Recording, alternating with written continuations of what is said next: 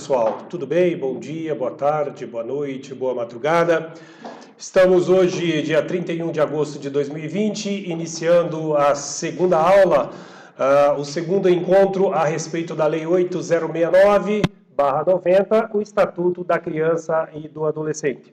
Pessoal, antes de continuarmos, nós encerramos no artigo 35 e a partir de hoje iremos trabalhar os artigos subsequentes. Mas eu fui indagado por alguns colegas, alguns alunos, perguntando sobre se esse curso era específico para carreiras policiais. Como eu afirmei lá no primeiro encontro, pessoal,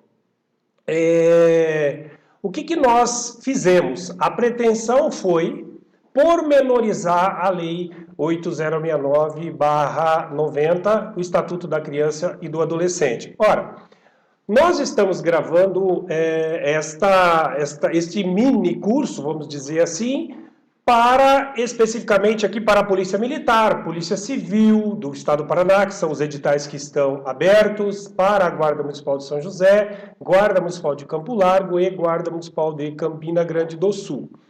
Todavia, não só para carreiras policiais, vários outros concursos cobram essa lei, inclusive na área da educação. Concurso para professor aí, normalmente traz também questões do ECA, ou exige o estudo do ECA. O que eu particularmente deixo aqui para os editais de magistratura, para os editais de Ministério Público, para editais de OAB, o trecho da norma que fala especificamente sobre esses três tópicos, nós não iremos trabalhar aqui a fundo, mais aprofundado. Mas, como eu também afirmei, aqueles artigos que eu apontei ali como mera leitura, é importante que os senhores e as senhoras leiam esses artigos, certo? Para que assim a gente possa esgotar a norma. Mas, de antemão, eu digo que é muito provável que as perguntas que virão nesses concursos que nós citamos aqui, ou outros no mesmo segmento, é muito provável que nós passaremos pelos tópicos. Maravilha? Como nós seguimos a sequência dos artigos e assim priorizamos o maior número de artigo possível que nós entendemos que seja importante. Se você pegar lá, por exemplo, a Polícia Civil do Estado do Paraná. Polícia Civil veio na legislação penal especial. Acreditamos que deve ser cobrado algo com base na parte criminal. Todavia, se você não tem a informação básica da norma, sugiro que você assista o curso inteiro no que diz respeito a esta norma.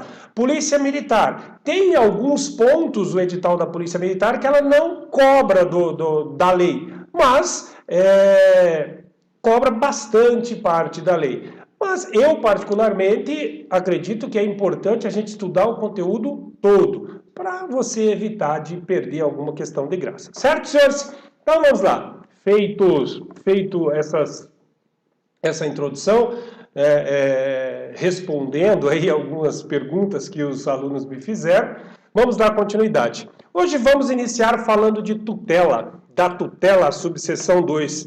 Mas a quem pode ser deferida essa tutela? Quem pode ser este tutor?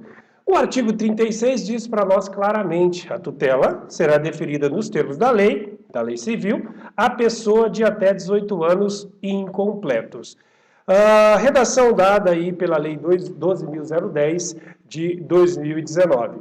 Pessoal, aí eu trouxe uma perguntinha, porque eu sei que bastante gente se confunde. Qual a diferença entre tutela e curatela? Davi, mas curatela é importante para nós aqui, não especificamente no Estatuto da Criança e do Adolescente, mas é importante para que a gente saiba essa diferença entre um e outro. Você sabe qual a diferença entre tutela e curatela? Você viu que a tutela será deferida à pessoa de até 18 anos incompleto. Mas o que é a curatela? Qual a diferença entre um e outro? Senhores, falarei aqui de grosso modo, tá? Elas são semelhantes, são coisas distintas, porém, né, elas são semelhantes. Tutela, menor de 18 anos. Curatela, acima de 18 anos, certo? Então, aquele que é menor de 18 anos, ele terá um tutor para representá-lo ou para acompanhar. Aquele que é maior de 18 anos, mas é incapaz, continua sendo incapaz, ele vai ter um curador, vai ser a curatela, logo ele será um curatelado. Certo? Então, assim, falando a grosso modo, as duas têm mais ou menos o mesmo sentido, que é representar alguém. Seja ele maior ou menor. Sendo menor de 18, tutela. Sendo maior de 18, curatela. Reforço que estou falando aqui de grosso modo apenas para que nós tenhamos uma noção da diferença. Para nós, a informação que já é suficiente é saber que abaixo de 18, ou seja, 18 incompleto, tutela. Acima de 18, curatela. Por que eu estou reforçando isso? Porque na prova, o examinador muito maldoso, né, porque ele não é seu amigo e ele realmente quer te complicar, ele pode colocar lá a palavra curatela, certo? E você fala, puxa vida, que coisa é essa, né? Então, essas questõezinhas assim, nós não podemos perder, deixar de anotar o X no lugar correto por um simples detalhe que deve fazer aí com certeza a grande diferença, tá? Então, tutela, para nós o que importa é a tutela aos menores de 18 anos, né? 18 anos incompleto, e só para título de conhecimento, mais uma vez reforço falando aí de grosso modo, são coisas, elas são semelhantes, sim, né? Apenas para representar as pessoas. O tutelado e o curatelado, o menor e o maior. Certo? Vamos lá, então, dando continuidade. O que diz o parágrafo único? Diz que o deferimento da tutela pressupõe a prévia decretação da perda ou suspensão do poder familiar e implica necessariamente o dever de guarda. Por quê? Mas o porquê disso, Davi? Ora, se foi nomeado um tutor, já não tem, por óbvio, não tem os pais. Já foi decretado a perda ou a suspensão do poder familiar. Por quê? Porque qualquer representatividade perante a justiça ou qualquer fato, tendo o pai e a mãe ou poder familiar, quem representa o menor é o pai ou a mãe. Nós já conversamos sobre isso, já falamos isso na aula, na nossa conversa no encontro anterior. Maravilha? Então, assim, tutor porque já não tem o pai e a mãe, já foi suspenso ou já foi decretada a perda ali do poder familiar.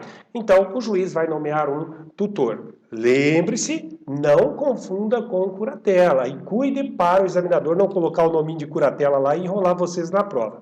É possível a nomeação de um tutor através de testamento? Vocês sabem o que é testamento? Sabe o que é testamento, Ana? Sabem, todos sabem o que é testamento. É possível a nomeação de um tutor através de testamento? O que vocês acham? Sim ou não? Se nós não estivéssemos estudando ou estudado esse conteúdo, vindo esta perguntinha na prova para você, qual era a sua primeira impressão? Vai responder que sim? Vai responder que não? O que você acha? Senhores, sim, é possível. Porém, vamos às exceções. As exceções, reforço, é onde derruba aquele que não estuda. É fácil pensar logicamente. Tem coisas que é fácil pensar logicamente, né? Mas as exceções é para pegar aquele que não estudou. Maravilha? Sim, mas então, Davi, qual é a exceção? Vamos ver aqui o que diz o Código Civil. Desde já peço desculpas, porque no primeiro encontro, no primeiro bloco, eu informei a vocês que tudo aquilo que estivesse fora da norma ou fora de ordem estaria em azul. E agora eu estou vendo que eu citei o artigo 1729 aqui do Código Civil, /2002, e não mudei a cor. Mas não tem problema. Vamos ver o que diz o Código Civil. O direito de nomear tutor compete aos pais em conjunto. Parágrafo único. A nomeação deve constar de testamento ou de qualquer outro documento autêntico. Então, sim, imagine, lembra que nós já falamos lá dos padrinhos, né? Seria algo parecido, né? Algo semelhante. Então, você fez o testamento, você e sua esposa lá fez o testamento, e tem os padrinhos, né? Normalmente são os amigos aí e tal. E você quer, se porventura você vir a falecer, você quer que o padrinho e a madrinha lá cuide do seu filho. Então, assim, é possível por testamento. Sim, é possível. Mas, Davi, o simples fato de estar no testamento por si só esgota? Não. Vamos continuar lendo agora o artigo 37 do ECA. O que diz esse artigo? O tutor, nomeado por testamento, ou qualquer documento autêntico, conforme previsto no parágrafo único do artigo 1729 da Lei 10.406, que é o Código Civil de 2002, deverá, no prazo de 30 dias após a abertura da sucessão, ingressar com o pedido destinado ao controle judicial do ato. Depois eu encerro. Vamos aqui. Primeiro, é possível por testamento ou por qualquer outro documento público autêntico. Davi, se eu e a minha esposa quisermos ir até um cartório e fazer um documento autêntico que, se em caso de nossa morte, nós não temos um testamento, mas nós queremos que o nosso filho seja o tutor do nosso filho, o fulano e a ciclana lá. Sim, vocês podem fazer isso. Tudo bem. Considerando o testamento, se os pais vierem a falecer, o nomeado por testamento, ele tem até 30 dias após a abertura da sucessão. O que é após a abertura da sucessão, senhores? Todos sabem o que é sucessão? Ora, quando nós falecemos, fechou o olho, morreu, decretada a morte, nasce o direito do espólio. Nasce o direito à sucessão. Mas o que é o espólio, Davi? O espólio do decujus, né? Como a lei fala, como a norma fala. Os herdeiros do falecido. Então, todos os herdeiros compõem o espólio do falecido. Mas a norma diz que é 30 dias após a abertura da sucessão. Em regra, quando morto, né, o cidadão faleceu, em regra, tem até 60 dias para abrir a sucessão. Quem pode abrir a sucessão?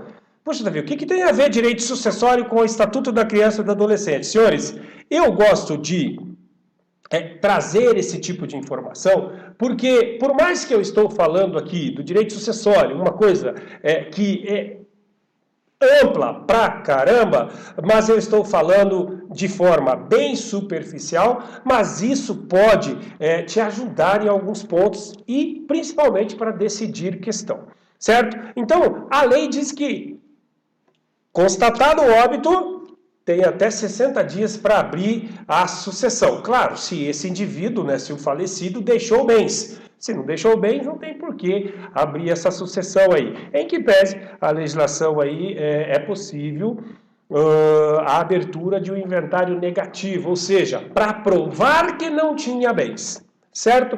Então, aberto a sucessão, até 30 dias para aquele que foi nomeado por testamento ou documento autêntico solicitar, requerer, né, ingressar com o pedido judicial, requerendo a confirmação do ato. Davi, por que você disse até 60 dias? A lei diz até 60 dias. Passado isso, a lei prevê multa, né? A lei, cada vez que vai aumentando a distância ali do óbito, ou seja, aumentando o prazo do óbito, passou 2 meses, 1 ano, isso aumenta bastante aí. Claro que o estado do Paraná ele não exige essa multa aí, mas tem estados do Brasil que exigem essa multa posterior aos 60 dias. Quem pode abrir o inventário, ele abrir a sucessão? O cônjuge, o vivente, né, o sobrevivente, melhor dizendo, os filhos, né, os herdeiros, o credor, imagine lá, faleceu, tem dívida, o credor pode abrir, requerer a abertura do direito sucessório para receber a dívida que ele tem, e ainda o Ministério Público. Então, por hora, essas informações, nós não estamos estudando direito sucessório, mas é só para vocês saberem. Para fecharmos esse assunto, observando o procedimento previsto nos artigos 165 a 170 desta lei. Se você quiser, dê um pause no vídeo e vá lá, olha lá o artigo 165 e 170. Nós iremos chegar nele? Sim, nós iremos chegar nele. Mas é importante que você faça esse manuseio da norma para que você agregue ali as informações juntas. Então, quando nós chegarmos lá na frente, no artigo 165, já estaremos trabalhando outros pontos, você já até nem se lembra tão bem dessa estrutura que nós colocamos aqui do tutor nomeado através de testamento. Então, lá o artigo 165 e 170, ele trata da colocação em família substituta. Ora, tem uns pré-requisitos, não é assim, ó, eu quero fulano, vai ser o fulano. Não, os pais decidiram. Aberta a sucessão até 30 dias para ingressar com o pedido judicial para formalização desse ato.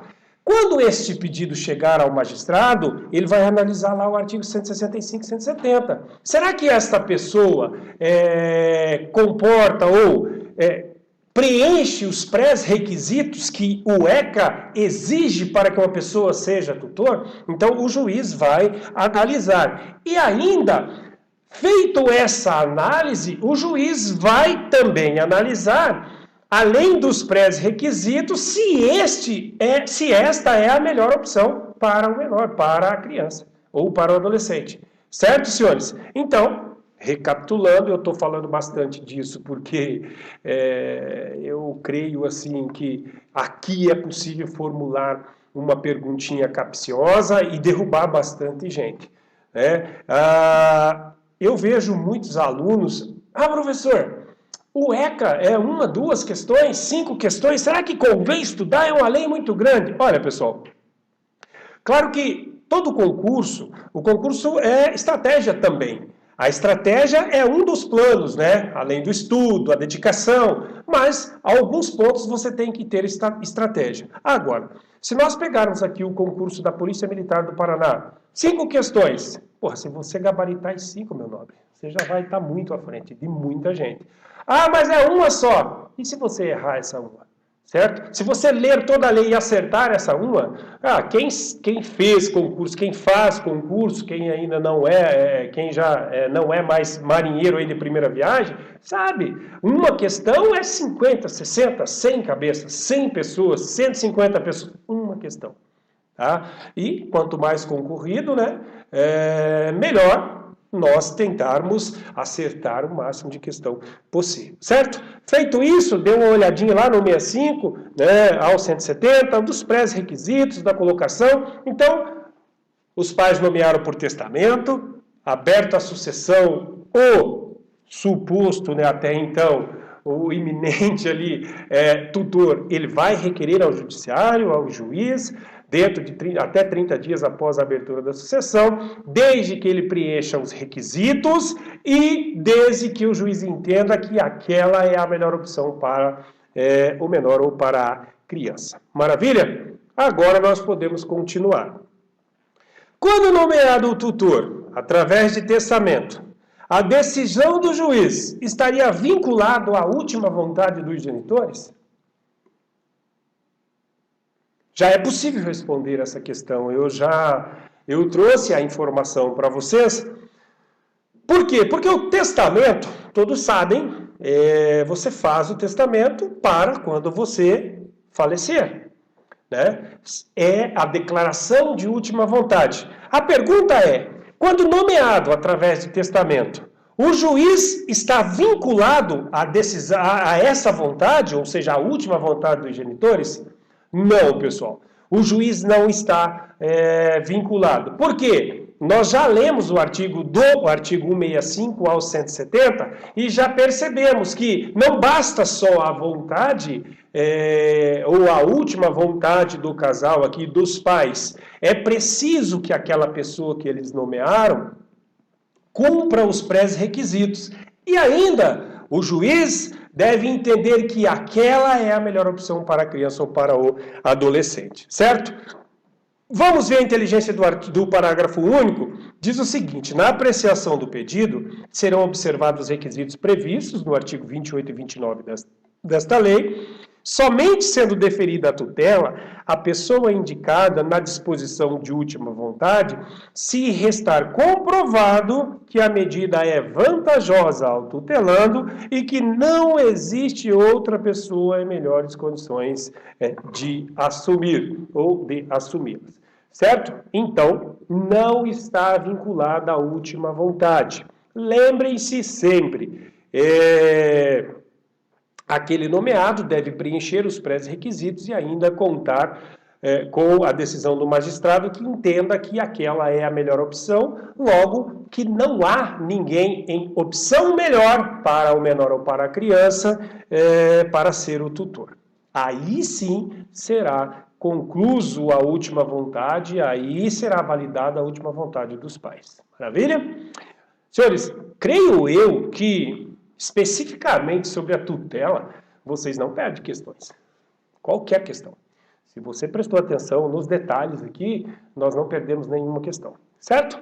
Vamos lá. Aplica-se a destituição da tutela o disposto no artigo 24. O que diz esse 24? A perda e a suspensão do poder familiar serão decretadas judicialmente em procedimento contraditório ou ampla defesa nos casos previstos na legislação civil, bem como na hipótese de descumprimento justificado dos deveres e obrigações, o que alude ao artigo 22. Olha, nós já vimos lá o artigo 22, que é obrigação, né, dever dos pais, o sustento, a guarda e educação dos filhos, dos pais, aqueles que têm a guarda, aquele que é, vamos trazer a palavra, o protetor, né, da criança ou do adolescente. Claro que pode ser destituída a tutela? Pode. Se for comprovado que o tutor não está garantindo o que a lei prevê que ele deve garantir ao menor, ele será destituído da tutela e existe responsabilidades, viu? Se não atingir o crime, atinge administrativamente, mas o tutor tem responsabilidades, certo? Uma delas é de prestar conta, certo? Ele tem que prestar conta do que ele está fazendo. Por quê? Pessoal, a gente pensa né, na tutela, só vou cuidar, só vou olhar. E não é bem assim. Imagine se a criança, né, ali, ou o menor, o adolescente, vamos tratar o menor, porque abrange lá desde a criança até o adolescente, né, 18 anos incompleto. Imagine que esse indivíduo ele é herdeiro de uma grande fortuna. E o seu José da Silva foi nomeado tutor dele. Ele preencheu os pré-requisitos, etc, etc.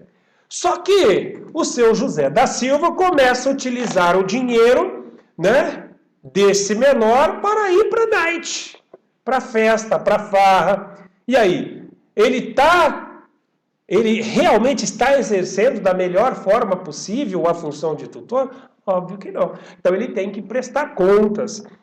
A responsabilidade aqui é grande. Não é simplesmente dizer, tá bom, assina aí, maravilha. Não, não é assim, certo? Vamos lá. E aí, encerramos a parte da tutela, creio que esgotamos bem esse tema. Praticamente impossível nós perdermos questão. Caso venha questão nesse assunto aí, pessoal, preste atenção. Eu tentei trazer de N formas, né? Várias informações repetidas, mas ditas de forma diferente, justamente para que vocês massifiquem isso aí na memória e que na hora da decisão lá na prova a gente possa atingir o objetivo que é acertar a questão. Maravilha? Vamos falar agora então da adoção. A adoção da criança e de adolescente reger-se-á segundo o disposto nesta lei. É possível revogar uma adoção? Criança adotada. É possível falar, cara, não quero mais. Então essa coisa aí. O que vocês acham? É possível? Não é possível? Temos um voto aqui. Vão com o relator ou não? Senhores, a adoção é medida excepcional e irrevogável. Eu tive uma situação no escritório onde houve a adoção, posteriormente queria devolver. Não há essa possibilidade. A lei ela é clara. Ela diz que a adoção já é uma excepcionalidade. Nós já vimos isso. A regra é que os filhos devem ser cuidados pela família natural, genitor e genitora. Nós já sabemos disso. Nós sabemos também, desde o início da norma, que a adoção ou qualquer outro meio que seja retirada da família natural é excepcional. Ou seja, é excepcionalidade. Então, a adoção é irrevogável. Então, não é possível revogar essa medida, a qual se deve recorrer apenas quando esgotados os recursos de manutenção da criança ou adolescente na família natural ou extensa, na forma do parágrafo único do artigo 25 desta lei. No caso que eu citei aqui, caso prático, não houve a devolução, por certo, não há essa possibilidade, né, a revogação, melhor dizendo, da guarda, mas o que a pessoa fez?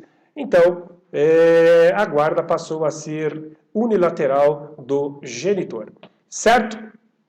Mas, para nós importa que a adoção é irrevogável. Já sabemos também que ela é excepcional. É possível a adoção por procuração? E aí? Eu posso adotar por procuração? Eu posso representar alguém na adoção através de procuração? Puxa, Davi, que perguntinha, não sei. Vamos ver o que diz o artigo. Parágrafo 2º diz que é vedado. Ou seja, você só adota, meu nobre, de cara limpa. É você mesmo. Não pode ser por procuração. Certo? Lembram das listas? Lembram das listas? E eu já chamei a atenção para isso, que existem duas listas. E nós vamos falar especificamente delas lá na frente. A das crianças a serem adotadas, a lista daqueles que querem adotar. A especificidade da lista das crianças a serem adotadas terão prioridade, né? Terão prioridade aquelas crianças que tiveram algum tipo de deficiência, etc. Certo? Então, vedado por procuração. Cuidado, porque eu ainda não tive essa oportunidade de elaborar questões assim. Mas, pessoal, é fácil brincar com os artigos e complicar a vida do aluno. Em um determinado momento aqui, nós fizemos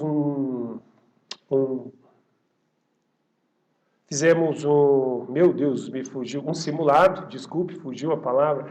Fizemos um simulado, para aqueles que me conhecem aí, eu trabalhei no trânsito, né? Trabalho ainda, atuo com direito de trânsito. Tenho 2 especializações na área também, dou aula há quase 15 anos de direito de trânsito, formação de agentes de trânsito, fui diretor de trânsito aqui na Fazenda Rio Grande, coordenei a fiscalização aqui em São José enquanto estive aqui.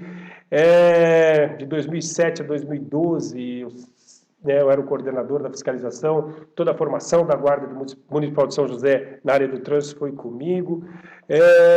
Então, assim, pessoal, esse trabalho que a gente fez, que a gente busca desenvolver, isso reflete na vida, reflete em tudo. Então, nós fizemos o simulado e eu simplesmente peguei artigos, mesclei os artigos. 8 questões. Eu imaginava que aquele que tivesse dado uma lida, ele iria acertar, mas aquele que acertou mais, acertou 2. Então, assim, eu digo para vocês que é fácil complicar, certo? É vedada, então, a adoção por procuração. Em caso de conflito entre direitos e interesses do adotando e de outras pessoas, inclusive seus pais biológicos, devem prevalecer os direitos e os interesses do adotando. Qualquer conflito que haja, lembra lá no início, quando nós falamos, Tem dúvida, Davi? Tudo para criança. Certo? Senhores, artigo 40, mera leitura. E vamos encerrando esse bloco. Voltamos daqui a pouco. Até mais.